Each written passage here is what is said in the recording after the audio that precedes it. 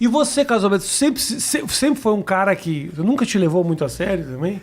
Não, eu sempre me levo a sério. Desde garoto eu sou muito disciplinado. Sério? Sério, sempre Escola. fui. Péssimo aluno. Ah, é? Porque é o seguinte, eu não sabia, eu tenho aquela dificuldade de me centralizar. Tá. Foco. Só que eu não sabia que eu sou do século XX. Sim. Eu nasci em 36, eu nasci antes da guerra. Não é? Então, imagina a educação que eu tive, o que era a vida em 1936, quando eu nasci, o colégio em 1941, quando eu comecei a estudar. Era tudo diferente. A medicina, tudo diferente, tudo diferente. E os meus pais, não por ignorância, por não existir, nunca se preocuparam em saber por que eu era mau aluno. Porque eu só gostava de nadar. Tá. Eu nadei durante 3 anos só, mas com muita profundidade. Era minha paixão. Dedicado. Até hoje. Dedicado. E era dedicado. Sempre era o primeiro a chegar. Nunca fumei, nunca bebi. Sempre fiz muito exercício na época que eu tinha 16 anos de idade, 15 anos. E isso me ajudou muito. E vendo a disciplina do meu pai trabalhando. Como eu sou filho único, e a gente veio do Rio para São Paulo em 45, era, entre aspas, uma província. Sim.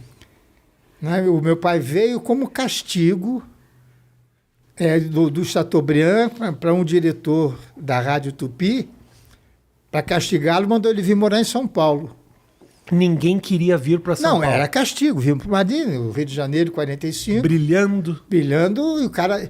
E era o Teófilo de Barros Filho, que era um radialista muito famoso, diretor de rádio. E meu pai disse, você não vai sozinho, eu vou com você. Mas não, eu não tenho, nem sei o que eu vou fazer, não, mas eu vou. E foi assim que meu pai veio. E eu vim de uma família onde eu tinha 16 primos, de idades mais ou menos perto assim da minha, uma família do meu avô muito unida, a gente se encontrava muito, todos os domingos, aquele português que juntava a família toda no domingo.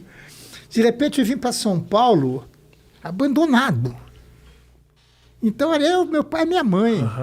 Não tinha amigo. As pessoas me gozavam, eu era gago, era pior ainda. Eu era gago. Mas gago de dar para notar na hora? Falar. Desse jeito? Depois eu conto como é que eu comecei a escrever. Mas era o gago que repete, faz o kkk ou é o que... Não, eu falava assim, mas ontem eu tive lá...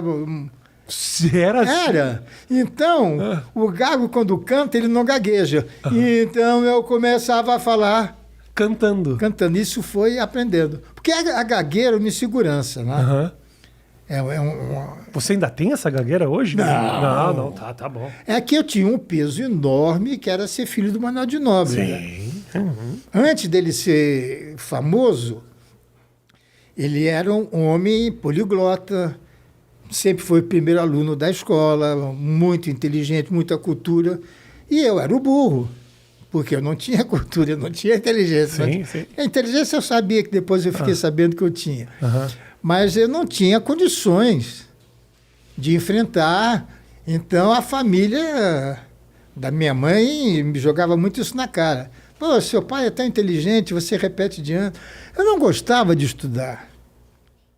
Eu não gostava. Eu queria alguma coisa minha, eu queria criar alguma coisa. Era chato a escola. E aquele universo do teu pai, de alguma maneira, te atraía? Mas demais. Ora, cara, eu ficava lá em Niterói, me lembro, ele tinha uma máquina assim de escrever, eu tinha 3, 4 anos, eu ficava olhando aquele aparelhinho, eu ficava deslumbrado com aquilo, falei, meu, do que é isso, né? Então, quando ele deixava eu ficar batendo naquelas teclas, eu preferia aquilo do que ficar brincando. Pra você ver como era a tecnologia daquela época. A criança se interessava pela incrível tecnologia da máquina de escrever. A máquina de escrever, que eu tenho até hoje, a minha primeira máquina, a minha Hamilton Round. Aí você via aquilo e falava... É aquilo que eu quero. Então, meu pai ficava escrevendo e eu aprendi a ler nos programas de rádio que ele fazia. Que eu queria saber o que batia ali e saía naquele papel. Tá. Então, era aquilo que eu queria fazer. Aham. Você é um cara de televisão e o que parece ser uma frescura aos olhos de quem Porque não conhece as pessoas não é tudo, entendem. né? É química, tudo. é química. Aquele banco me faz uma falta mais do que a própria risada. Porque a risada eu já me habituei a não ter o riso na hora. Já me habituei. Primeira e segunda vez foi terrível. Agora, De não ter plateia com a pandemia. Você está falando de não ter plateia de com a não ter pandemia. plateia. Agora é áudio, a gente bota, sonoriza depois, né? É horrível. O Chico Anísio, depois a gente volta para minha infância. Não, tudo bem, tudo bem. O Chico Anísio dizia que o riso é o aplauso do comediante. Né? O cantor acaba de cantar, batem palmas. Exato. Nós temos que ter o riso. Se você não tiver... Você não sabe o que você está fazendo. Você não sabe se está bom, se está ruim. Bom, mas vamos voltar para falar de Niterói. Eu quero falar ainda sobre isso, mas vamos voltar lá para trás. E aí, você lá atrás, me conta. Bom, aí eu sempre sonhava em fazer aquilo, só que não sabia o que era aquilo. Eu sabia que tinha que botar um papel e ficar batendo ali. Certo? E eu já nasci dentro desse ambiente, porque quando eu nasci, meus pais moravam em Botafogo. Perfeito. E lá já naquela época, já não tinha mais areia na praia. O mar já tinha feito... Isso foi em 36. E ele tinha um programa de rádio, na Rádio Ipanema, que era onde era o Cassino Atlântico, lá em Copacabana. E eram 4 andares. E o último andar era a Rádio Ipanema. E meu pai me levava quase sempre para pegar sol. Ele fazia o programa às 7 horas da manhã. Eu ia com a babá e com ele, enquanto ele fazia o programa de rádio, eu ficava no sol. Então, eu aprendi a engatinhar e a andar dentro do rádio. Então, Rafa, é um negócio que está dentro de mim. Claro. E a minha luta foi que meu pai não sabia disso. Porque quando eu falei para ele que eu queria trabalhar em rádio, o mundo quase que acabou em cima de mim. Não era algo que ele queria? Não. Ele me jogou na cara, e olha que nós éramos amigos da beça, né? Ele disse, você é gago, como é que você vai trabalhar? Falei, eu vou ficar bom. E fiquei. Com o objetivo de trabalhar. Foi. E como é que cura a gagueira, Casaber? A gagueira eu fui curando quando eu comecei a trabalhar em... Bom, primeiro, quando eu comecei a fazer rádio. Que eu só podia falar aquilo que eu escrevesse. Por quê? Porque eu tinha que dizer assim, amanhã eu vou na casa do Rafinha. Não dá. Eu preciso, na casa do Rafinha amanhã, não dá. Será que dá para o Rafinha me atender amanhã? Será que dá? Aí eu botava, será que dá para o Rafinha me atender amanhã? Você encontrava as frases. Eu procurava. Falar. Então, eu não gaguejava quando eu trabalhava, já ajudava. Com a minha liberdade de estar... Porque ninguém acreditava que era eu quem escrevia. Porque eu era burro. Eu era mau aluno, repeti 3 anos. Então, eles achavam que era o Manuel de Nóbrega que escrevia e botava meu nome para eu ganhar um salário. Quando eu comecei... Como é que eu comecei a escrever? Eu tinha 15 anos, 1950. Tinha 15 anos. O meu pai foi para a Rádio Piratininga, já não existe mais. Era uma rádio que estava sendo inaugurada em São Paulo, ali na Praça do Patriarca. E eu ia ajudá-lo, eu queria sempre ficar perto dele. E eu conheci um amigo, um redator de novela chamado Mário Santos. Ele escrevia para a Rádio São Paulo. A Rádio São Paulo era uma rádio que tinha aqui, que só passava novela. A Record fazia show, isso aqui é Pan-Americana. A Jovem Pan fazia esporte e a Rádio São Paulo fazia novela. Era o mesmo dono. Tá.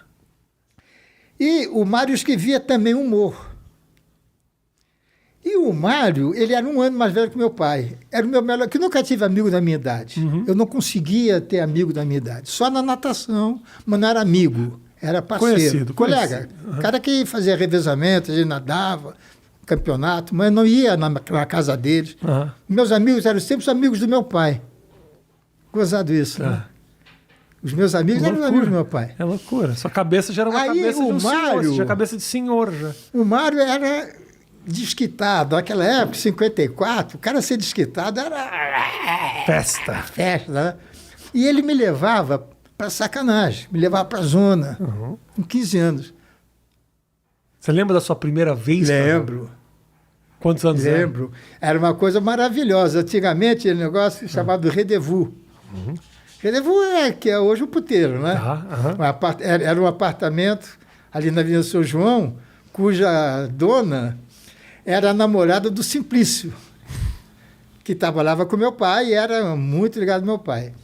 Então, meu pai um dia chegou para mim e disse, você vai Não nesse consigo lugar... imaginar o Simplício casado com a dona do puteiro. É o nome do cara, Simplício. Não é um cara que casou com a dona do puteiro, pô. Pô! Então, meu pai disse, ó, meu filho, você vai nesse lugar... Olha a mentalidade. Porque eu não quero que você fique se masturbando, porque isso você pode pegar uma tuberculose. Nada como a informação. Olha, então você Da vai onde lá... Ele tirou isso, cara. Nada. Aí você vai lá, ela já está te esperando. E quando você tiver vontade, você vai lá. E no fim do mês, o Simplício traz a conta e eu pago. Então, cara, eu com 15 anos, ganhando medalha de natação, eu não queria namorar, eu queria sair com aquela mulherada toda. Pô, eu tava... Era fazer a festa. Fazer a festa. Então, para isso acontecer, o Mário tinha que trabalhar menos, para ter mais tempo de sair comigo. Aham. Então, eu comecei a escrever os programas dele, Tá. botando o nome dele, cujo diretor era o meu pai. Ou seja, você fazia turno extra pra poder transar. Olha como eu gosto. Cara, é focado mesmo. Pô. Aumento minha carga horária. Desde que eu possa dar uma Desde que eu possa pimbadinha. dar minha bimbadinha. Então, eu passei a ser importante lá na escola, no Colégio Rio Branco, porque era o cara que ele sabia que transava com 16 anos, 17 anos. Ganhou moral. Porra! Cara nada bem, também sai com as meninas. Porque eu não queria saber bailinho. Nunca fui a bailinho, Rafa. Nunca. Mas também, pra que bailinho? Pra quê? O bailinho é um passo Tinha muito lá. atrás do que você tava vivendo já. Então, isso levou mais ou menos... Teve um período de uns 2 anos. Quando eu fiz 17 anos, meu pai foi para a Rádio Nacional, que hoje é Rádio Globo, em 60 e... Eu não me lembrei um ano. Que 60? 56, parece. 56. Tá. Que é o Vitor Costa, você já deve ter ouvido falar, nunca ouviu falar. Não, desculpa. O Vitor Costa ele era o presidente da Rádio Nacional do Rio de Janeiro, que é do governo. E ele comprou a Rádio Excelsior e a Rádio Nacional. E meu pai foi trabalhar na Rádio Nacional.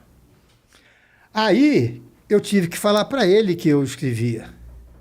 Porque eu já estava com 17 anos, eu já estava querendo, eu já sabia que eu sabia escrever. Tá. Então, quando eu repeti, eu ia fazer engenharia. Meu objetivo era fazer engenharia. Só que eu fui ao pau em física, química e matemática. De cara, no científico, tinha científico antigamente. Aí eu cheguei para falar com meu pai. Porque meu pai sempre teve muito diálogo comigo. Ele nunca me tratou como uma criança. Sempre me tratou de igual para igual. Isso foi muito bom. Ele é aquele pai que nunca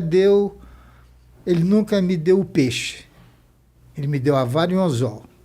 Nunca ele pediu um aumento para mim. Pediu para mim, não, você vai lá, você vai se ver. Acho que foi a melhor coisa que ele fez para mim. Mas era um cara carinhoso com você, cara? Era. Não tanto como eu sou, como eu gostaria que fosse.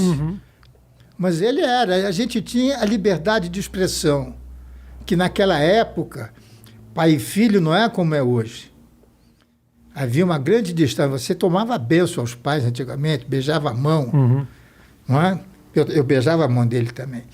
Mas aí um dia, numa noite, eu cheguei em casa, eu sabia que ia repetir de ano, e disse, olha pai, o negócio é esse, eu quero trabalhar. Quando eu falei que eu quero trabalhar, rapaz, ele quase acabou comigo. porque ele tinha o maior salário do rádio naquela época. Ele estava explodindo no rádio. A Rádio Nacional revolucionou São Paulo. Porque naquela época as rádios eram muito locais, né? A televisão também. Era local. A Nacional era gigante, né? Então ele falou, você vai fazer o quê? Vai trabalhar atrás de um balcão? Você vai o quê? Eu falei assim, não, eu quero trabalhar em rádio. Quando eu falei que quero trabalhar em rádio, aí veio o gago na hora. Mas você é gago? Eu vou ficar bom, não sei o quê. Ele falou, mas você sabe escrever? Eu falei, sei. Escreve alguma coisa para mim. Era tudo que eu queria. Eu não tinha máquina de escrever? Claro que não. Eu escrevia com a máquina da rádio. Peguei a maquininha dele, escrevi um quadro do programa dele. Eu falei, escrevi outro diferente, que eram 6 ou 7 quadros que tinha. Escrevi outro. Eu falei, escreve mais um. Eu escrevi o terceiro. Ele ligou o Demival Costa Lima, que era diretor da Rádio Nacional. Disse, gente, você nem era nascido, cara. Nem era nascido. Foi em 54. Foi em dezembro de 53. Falou, Costinha, assiste meu programa amanhã, porque o programa dele era diário. E ele botou os 3 quadros que eu escrevi, ele botou no ar no dia seguinte. Quando acabou o programa, ele foi falar... O Costinha, ele ficava na técnica, que tinha aquele vidro, né? E tinha o auditório e o palco. Ele ficava sempre ali, quando ele chegava do almoço, ele ficava vendo a gente trabalhar. Acabou o programa, eu falei assim, Nobre, e daí? Você gostou daquele quadro do Zé da Bronca, da Escolice? Eu gostei. Foi o Casalberto que escreveu. Teu filho? Porque eles me conheciam. Eu frequentava a casa da Hebe, frequentava a casa do Walter Foster, dessa turma toda que era famosa naquela época. O dono, o Luiz Ramos, que era casado com a Hebe. Eu frequentava a casa deles. Só que eles não sabiam. Mas nem teu pai sabia. Nem meu pai sabia. Aí, isso foi em dezembro, quando eu fiquei sabendo que eu ia repetir de ano. Aí eu fiquei fazendo o teste, fiquei escrevendo de graça até o dia 1º de maio de 54. Eu me lembro que no dia do trabalho eu estou entrando na rádio e ouvi uma voz vindo do telhado. Casalberto! Eu olhei, era o Luiz Ramos, que era o dono, era sócio do Vitor, casado com a Hebe. Ele era o dono, eles eram sócios. Passa na minha sala daqui a pouco, eu quero falar com você. Estou pensando que é alguma coisa. Não é que eu fosse amigo dele, eu chamava ele de senhor. Mas ele era muito amigo do meu pai. Eu fui na sala dele, tinha um papel e um contrato de 3.000 cruzeiros. Falei, não, Sulis, é muito. Pô, imagina, eu com 18 anos feitos, eu fiz 18 em março, isso foi no dia 1º de maio. Morava com o pai, filho único, que tinha carro, tinha casa. Sim. 3.000? Que era o quê? 3.000 seria o quê hoje, assim? Uns 30 no mínimo. O quê? Sim. O cara tava te pagando, então, Casalberto. Isso devia ser bom mesmo. Porque eu fiquei 3 meses, porque eu tive, vamos chamar de sorte, do Boni sair logo e eu fiquei sozinho. Tá. Então eu tive essa colher de chá da vida. Porque o Boni se ajeitou logo na Tupi e já queria voar. Que ele é um gênio, né? Eu não sei se você gosta dele, mas ele... Não. Eu acho que ele é uma das poucas pessoas no Brasil que você fala, o cara sabe o que ele faz e sabe o que é televisão. Sabe. A televisão tem um monte de gente dizendo que acha que sabe, aí dá 2 sortes na vida e aparece que sabe. Mas esse cara, ele é um gênio mesmo. Não tenho a dúvida. Eu acho ele pica. Aí, cara, aí eu fui embora. Aí comecei a fazer show em circo. Eu, Golias, Canarinho, Roberto Luna... A gente ia fazer... Quando você foi contratado, não era só para escrever, você já estava fazendo os quadros? Redator. Só redator. Só redator, porque ainda era gago. Eu só podia fazer as coisas que eu botava aquele papelzinho ali. Perfeito. Entende? Então, fui fazer show em circo e isso vai soltando.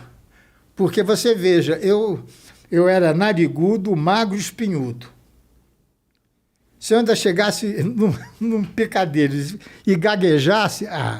Mas aí é circo, aí pode. Mas dói. É, imagino. Porque meu pai dizia uma coisa, os dois públicos mais difíceis, muito rico e muito pobre. Porque nenhum dos dois tem nada a perder. É verdade. Não é verdade? É verdade. O velho era